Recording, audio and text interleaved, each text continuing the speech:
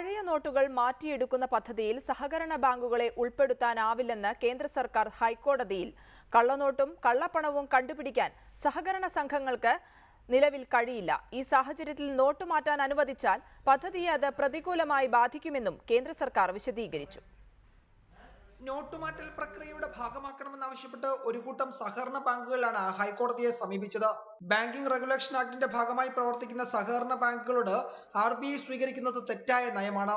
നിക്ഷേപകരുടെ താൽപര്യം സംരക്ഷിക്കാൻ കോടതി ഇടപെടണമെന്നും സഹകരണ ബാങ്കുകൾ ആവശ്യപ്പെട്ടു.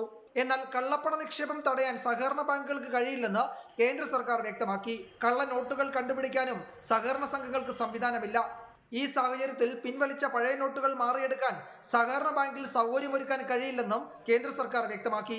ഹർജിയിൽ വിശദമായ മറുപടി സമർപ്പിക്കാൻ കേന്ദ്ര സർക്കാരിനോടും RBIയോടും ഹൈക്കോടതി ആവശ്യപ്പെട്ടു. അതേസമയം സഹകരണ ബാങ്കുകളിൽ കള്ളപ്പണ നിക്ഷേപമുണ്ടെന്ന് പ്രചരിപ്പിക്കാൻ ചിലർ ശ്രമിക്കുകയാണെന്ന് മന്ത്രി AC മൊയ്തീൻ കുറ്റപ്പെടുത്തി.